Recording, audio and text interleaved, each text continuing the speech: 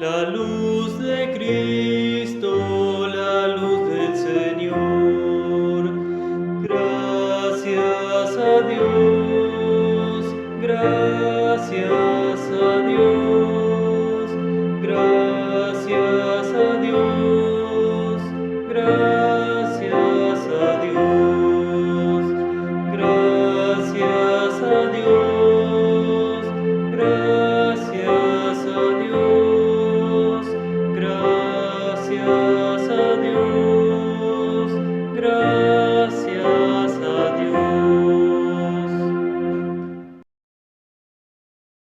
Luz radiante, luz de alegría, luz de gloria, Cristo Jesús, luz de gloria, Cristo Jesús.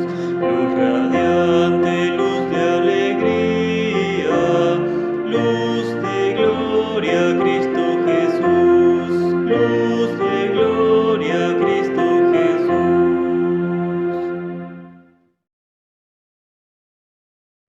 Oremos. Alabado eres tú, oh Señor y Dios nuestro, Rey del universo, que guiaste a tu pueblo Israel con una columna de nube de día y una de fuego de noche. Ilumina nuestras tinieblas con la luz de Cristo. Tu palabra sea lámpara a nuestros pies y luz a nuestro sendero.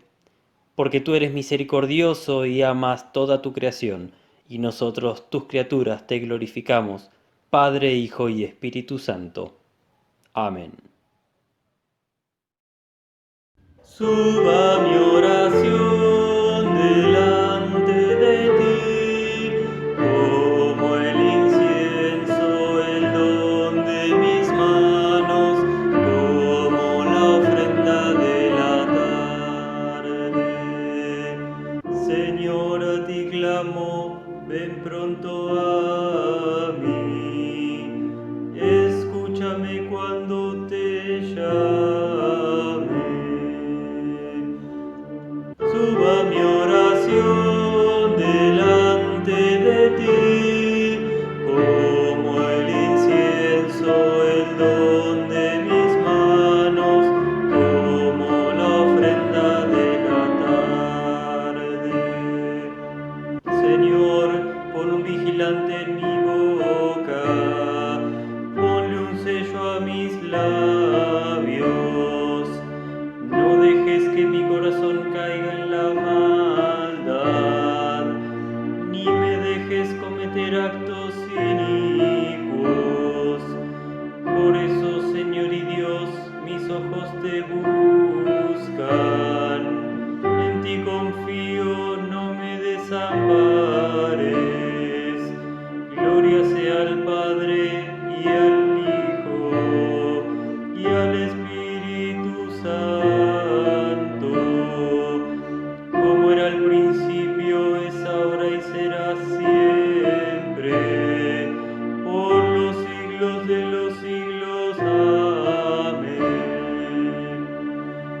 Suba mi oración delante de ti, como el incienso, el don de mis manos, como la ofrenda de la tarde.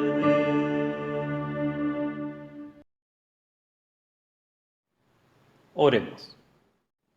Que el incienso de nuestra oración de arrepentimiento suba a ti, oh Señor, y que tu bondad descienda sobre nosotros, para que con mentes purificadas podamos cantar tus alabanzas con la Iglesia en la tierra y con toda la corte celestial, y podamos alabarte por siempre jamás. Amén. La primera lectura se encuentra escrita en el libro de Números, capítulo 21, versículos 4 hasta el 9, y escrito está. Después los israelitas partieron del monte Or en dirección al Mar Rojo, para rodear la tierra de Edom, y en el camino el pueblo se desanimó y murmuró contra Dios y contra Moisés. ¿Para qué nos hiciste salir de Egipto? ¿Para hacernos morir en este desierto? No hay pan ni agua, y ya estamos hartos de este pan tan liviano. Entonces el Señor mandó serpientes venenosas entre el pueblo para que los mordieran, y muchos del pueblo de Israel murieron. El pueblo fue a ver a Moisés y le dijo: «Hemos pecado al murmurar contra el Señor y contra ti. Ruégale al Señor que nos quite estas serpientes». Y Moisés oró por el pueblo, y el Señor le dijo a Moisés: «Haz una serpiente como estas y ponla en un asta. Todo el que sea mordido y la mire, vivirá». Moisés hizo una serpiente de bronce y la puso sobre un asta, y cuando alguna serpiente mordía a alguien, si miraba a la serpiente de bronce, seguía con vida. Señor, ten piedad de nosotros. Demos gracias a Dios. La lectura de la epístola se encuentra escrita en la primera carta del apóstol San Pablo a Timoteo, en el capítulo 2, versículos 1 hasta el 6, y escrito está: «Ante todo, exhorto a que se hagan rogativas, oraciones, peticiones y acciones de gracias por todos los hombres, por los reyes y por todos los que ocupan altos puestos, para que vivamos con tranquilidad y reposo, y en toda piedad y honestidad. Porque esto es bueno y agradable delante de Dios nuestro Salvador, el cual quiere que todos los hombres sean salvos y lleguen a conocer la verdad. Porque hay un solo Dios y un solo mediador entre Dios y los hombres, que es Jesucristo hombre, el cual se dio a sí mismo en rescate por todos, de lo cual se dio testimonio a su debido tiempo».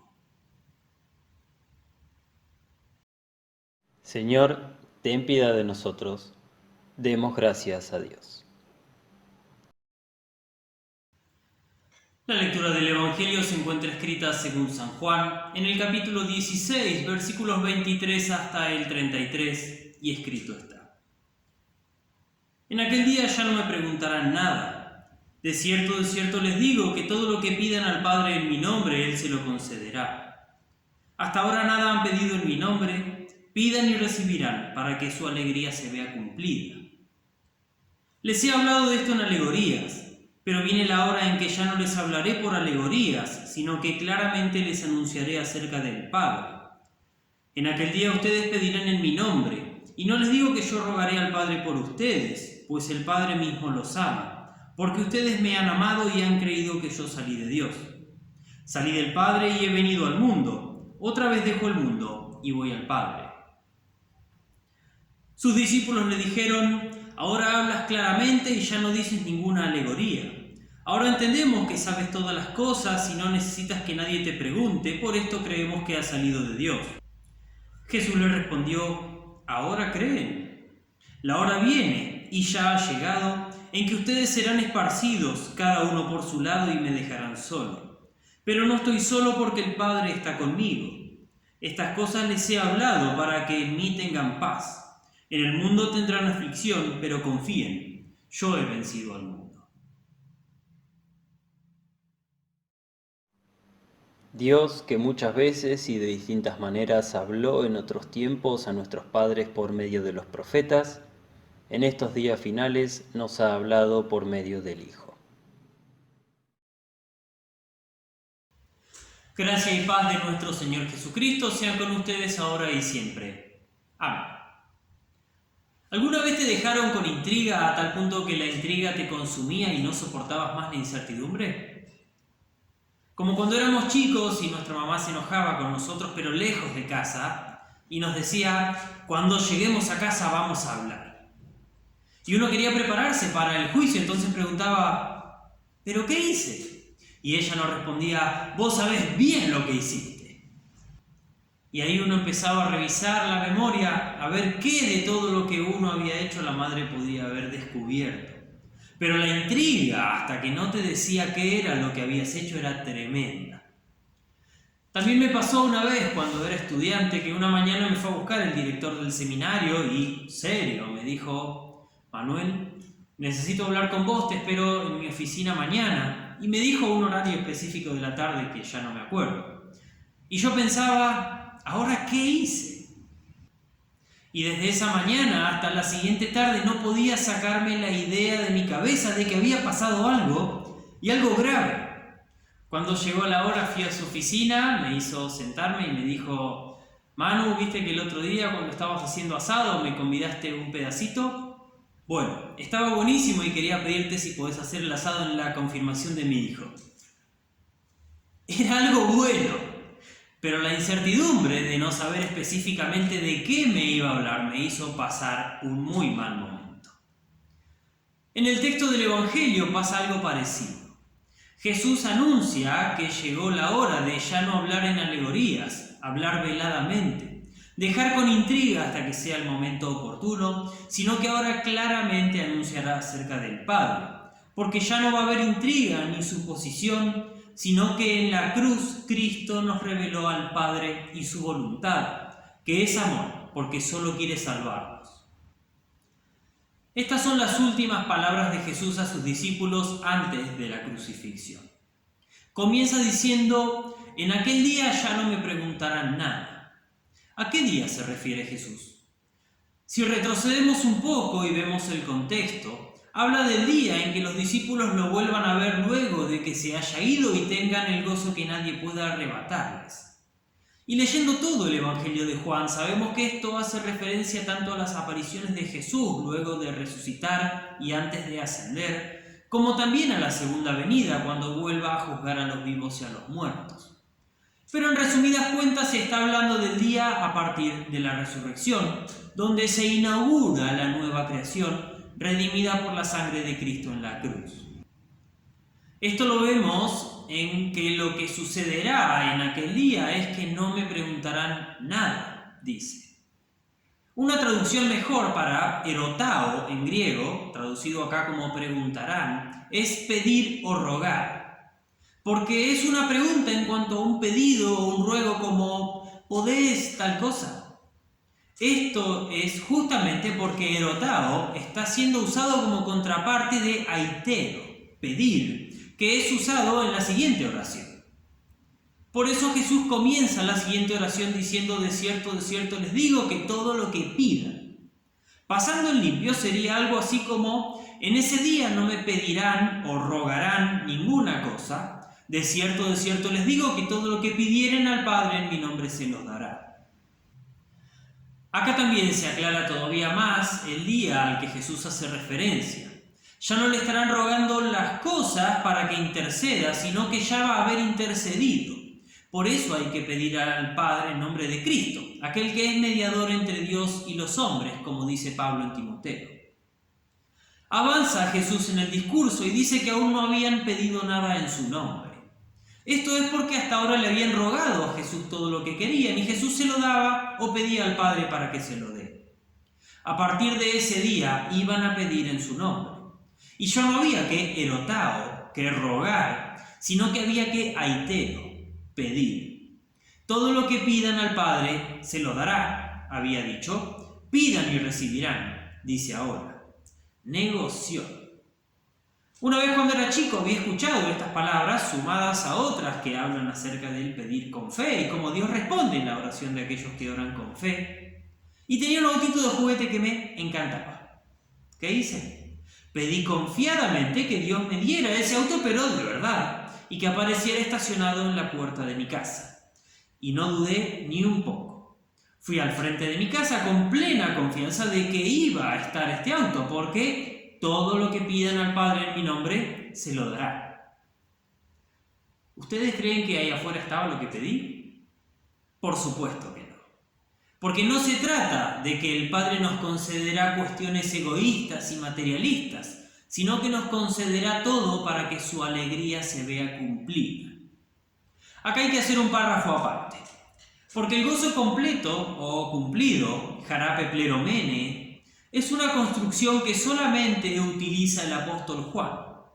En el capítulo 3, versículo 29, el gozo de Juan el Bautista está cumplido porque Cristo ya había venido al mundo e iniciado su ministerio. El ministerio de Jesús es salvífico. Esto es el gozo de Juan el Bautista. En capítulo 15, versículo 11, Jesús dice a sus discípulos que les habló para que su gozo, el gozo de Jesús, estuviera en los discípulos y sea cumplido. ¿Cuál es el gozo de Jesús? Cumplir su misión de salvar al mundo. Por ende, el gozo que tienen que poseer sus discípulos y que debe ser cumplido es salvífico. Y en capítulo 17, versículo 13, Jesús está orando al Padre y dice: pero ahora voy a ti y hablo esto en el mundo, para que mi gozo se cumpla en ellos mismos. Jesús iba al Padre en la cruz para presentarse ante Él como la ofrenda para el perdón de los pecados del mundo, y de esto dio testimonio para que su gozo, que es salvífico, se cumpla en ellos. De todo esto extraemos que gozo cumplido en Juan no es estar lleno de alegría, como si el apóstol Pablo lo usa en alguna de sus cartas o Lucas lo usa en el libro de Hechos. Gozo completado o cumplido es salvación. Este gozo solo existe en Cristo y es luego de su muerte y resurrección. Y volviendo entonces a lo que hay que pedir, el Padre nos dará todo para que nuestro gozo sea cumplido, que es salvación. Y esto no está en cosas materiales o terrenales. El gozo que hubiera tenido como niño si se me hubiera dado el auto que tanto pedía, no era el gozo cumplido. Era una alegría pasajera, una ilusión. Cristo no nos prometió un buen pasar en la tierra. Al contrario, al final del texto afirma que en el mundo tendremos aflicción. Por ende, lo que pediremos y recibiremos es todo aquello necesario para que nuestro gozo sea cumplido, que es salvación. Ahora Jesús llega a la razón de la que el Padre entregue lo que se pida en su nombre. Hasta ahora, Jesús les había hablado en alegorías, dice el texto, pero ahora les iba a anunciar acerca del Padre abiertamente. Y acá hay otra cuestión de traducción, ya que la palabra paroimía, traducida como alegoría, en realidad es hablar veladamente. Y tiene mucho más sentido esto, ya que es el opuesto a claramente o abiertamente, que es la forma en que Jesús iba a anunciar al Padre a continuación. Acá Jesús está hablando propiamente de la cruz y no de otra cosa. En la cruz Cristo revela al Padre y su voluntad, que es, en las palabras del apóstol Pablo, que todos los hombres sean salvos y lleguen al conocimiento de la verdad. Ahí ya no hay nada oculto, nada velado, sino que son reveladas todas las cosas. Por esto es que en aquel día, dice Jesús, pedirán en mi nombre, y no les digo que yo rogaré, erotado, por ustedes al Padre, porque el Padre mismo los ama. ¿Por qué nos ama el Padre? Porque nosotros hemos amado y creído que Cristo salió de Dios. Haber amado y creído no son dos cosas aparte, sino que el segundo verbo en el griego aclara el primero. ¿Qué es amar a Jesús? Creer en Él. El Padre nos ama, entonces, porque nosotros creemos en Cristo y creyendo, fe, nos apropiamos de su justicia por nosotros en la cruz. Siendo justificados por Cristo, somos amados por el Padre. Jesús no necesita estar rogando por nosotros porque por la fe, por causa de Cristo, tenemos acceso al Padre. Luego de toda esta profundísima enseñanza de Jesús viene una confesión de los discípulos. Ahora hablas claramente, ahora entendemos y por esto creemos. Pero viene una pregunta retórica de Jesús que es muy desafiante. Ahora creen, anunciando la gran prueba que iban a atravesar los discípulos durante la hora, que es el tiempo de la crucifixión. Así como todos los cristianos pasamos por pruebas, por cruces, por causa de nuestra fe. Pero todo esto habló Cristo para que en Él tengamos paz, porque en el mundo tendremos aflicción, pero Él ha vencido al mundo. ¿Cómo es nuestro paso por la prueba? ¿Cómo reaccionamos frente al paso por la aflicción? Frente al ataque del diablo, ¿nos entregamos al mundo o a Cristo? A grandes rasgos identifico tres tipos de reacciones frente a los padecimientos. La primera es soportarlos aferrándonos a la paz de Cristo que ha vencido al mundo. A veces lo soportamos así, otras veces no, porque a veces la aflicción duele tanto que cuesta aferrarse a Cristo y confiar en Él. Es decir, a veces es tan fuerte el golpe que hasta la propia fe se ve afectada. La segunda es diametralmente opuesta. Apenas viene el sufrimiento o la aflicción me rebelo contra Dios. Porque si soy su hijo y permite que me pasen cosas malas, prefiero ni ser su hijo. Y puede parecer extrema esta opción, pero es muy real y muy presente. ¿Cuántas personas han visto alejarse de Dios y la iglesia frente a la pérdida de un ser querido o de una enfermedad grave? Y es algo que puede pasarle a cualquiera, que pierde de vista que el Padre no se revela en tesoros mundanos, sino en la cruz. Pero hay una tercera opción, que es como una especie de camino intermedio. Frente al sufrimiento y los padecimientos, pedir al Padre en nombre de Cristo, como el propio Jesús mandó y enseñó en este texto. Pero a veces, cuando la respuesta del Padre no es la humanamente esperada, finalmente terminamos cayendo en la opción 1 o en la opción 2, es decir, confiar o rebelarnos. Y generalmente termina siendo esta última la más tentadora. Porque muchas veces el diablo, el mundo y nuestra propia carne nos hacen desconfiar del Padre, malinterpretando este pasaje y creyendo que todo lo que pidamos, hasta nuestros deseos más carnales y egoístas, también deben ser cumplidos por el Padre. Esto es pecado contra el primer mandamiento, no solo por ser desconfianza de Dios, sino también por amar cuestiones del mundo, cosas creadas, más que a Dios. Por eso necesitamos arrepentirnos y pedir perdón a Dios por nuestra falta de amor y confianza, para que nos perdone por causa de Cristo y nuestro gozo sea cumplido. Pero llegó la hora y Cristo nos habla abiertamente del Padre.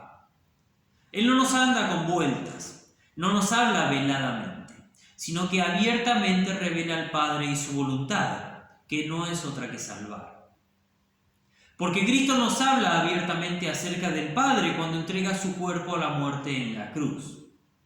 Cristo revela al Padre y su plan salvífico desde la cruz. En esta entrega es que Cristo nos habla abiertamente acerca del Padre, de que éste nos ama tanto que entregó a su propio Hijo a la muerte para que nosotros tengamos vida y seamos hechos sus hijos. Y esta revelación es total, no parcial. Ya no es un conocimiento velado como era el antiguo pacto a través de la ley, sino que este nuevo pacto es la revelación definitiva del plan de Dios. Antes había sacrificios para perdonar el pecado, pero ese no era el pacto definitivo, sino que aquellos sacrificios perdonaban pecados porque apuntaban a este sacrificio de Cristo en la cruz, el cual es la revelación abierta del Padre. El Padre puso a su Hijo para que sea aquella serpiente de bronce levantada en el desierto y que todo aquel que la mirase fuese salvo. Por eso, cuando llegó la hora, levantó a Cristo, cual serpiente en un asta, en el mástil de la cruz, para que todo aquel que mirase al crucificado sea salvo. Distinto a aquella serpiente antigua que una vez apareció en el huerto del Edén para traer consigo el pecado y la muerte. Esta nueva serpiente es ahora todo lo contrario, pues al mirarla, al confiar en ella por medio de la fe, el pecado y la muerte son vencidos, porque la serpiente antigua es vencida, porque es el príncipe de este mundo, y Cristo venció al mundo. Por eso en Cristo tenemos paz. A pesar de que sufrimos, de que el mundo nos aflige, la victoria es nuestra porque Cristo ha vencido al mundo y nosotros, por la fe, también. Va a haber sufrimientos en nuestra vida, pero Cristo nos habla abiertamente del Padre y el Padre nos da todo lo que necesitamos para que nuestro gozo sea cumplido. Cristo nos habla abiertamente, claramente en su palabra, cuando se predica ley y evangelio para arrepentimiento y fe. También cuando el Padre en nuestro bautismo abiertamente, frente a testigos, nos hizo sus hijos en aquellas aguas donde nos entregó la justicia y el perdón de Cristo. Nos habla abiertamente cuando luego de confesar nuestros pecados recibimos la absolución, que es una declaración de que abiertamente estamos perdonados. Y también claramente nos habla cuando su palabra declara del pan y el vino de la Santa Cena: esto es mi cuerpo que por ustedes es dado. Esta es mi sangre del nuevo pacto derramada por ustedes para el perdón de pecados. Claramente Cristo nos habla y revela al Padre y su voluntad salvífica. Y como nos anunció claramente y no de forma velada, que el Padre nos dará todo lo que pidamos en su nombre para que nuestro gozo sea cumplido, esto es una clara realidad. Por eso en medio de la aflicción en el mundo, ponemos nuestra confianza en aquel que ya venció al mundo y oramos en el Padre nuestro: venga a nosotros tu reino, hágase tu voluntad, no nos dejes caer en tentación, líbranos del mal. para que nos entregue a Cristo en palabra y sacramentos, y evite todo lo que impida que lo recibamos, y para que también nos proteja de todo pecado y todo mal que pueda dañar nuestro cuerpo o nuestra alma. Por eso en toda aflicción no dejemos de orar y confiar en aquel que ha vencido al mundo, porque en Cristo tenemos paz y el Padre va a darnos todo lo que pidamos para salvación. A nuestro Señor Jesucristo, que nos anuncia claramente acerca del Padre, junto con el Espíritu Santo sea la gloria, por los siglos de los siglos. Amén. Y la paz de Dios, que sobrepasa todo entendimiento, guarde sus corazones y mentes en Cristo Jesús. Amén.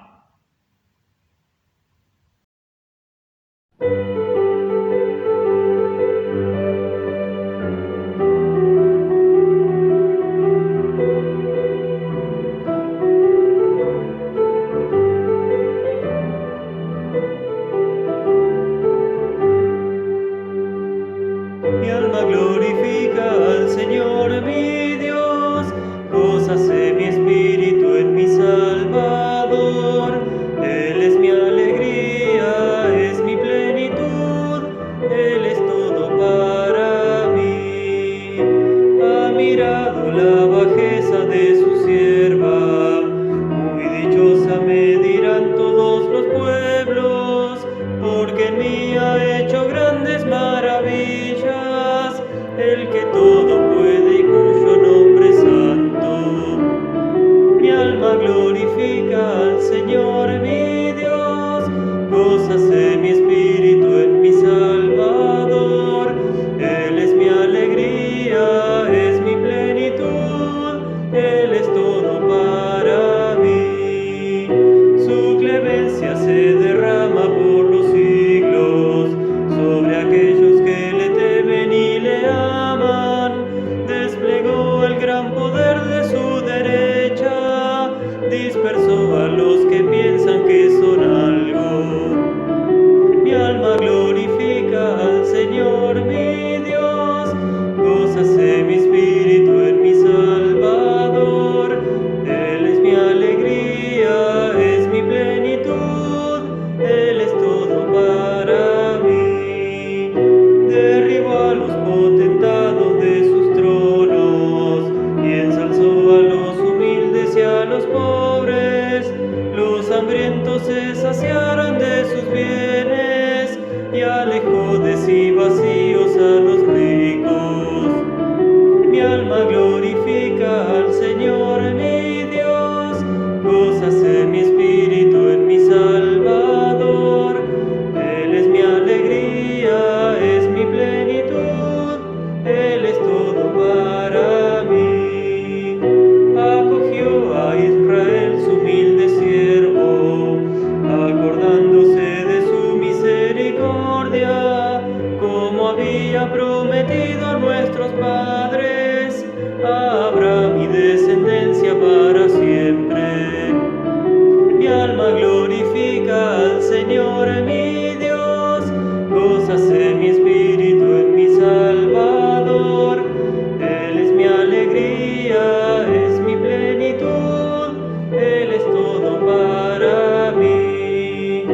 Demos gloria a Dios porque Él es nuestro Padre, y a su Hijo que murió para salvarnos, y al Espíritu que habita entre nosotros, ahora y siempre por los siglos infinitos.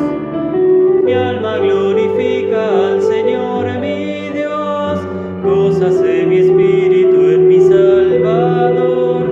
Él es mi alegría, es mi plenitud, Él es todo para mí.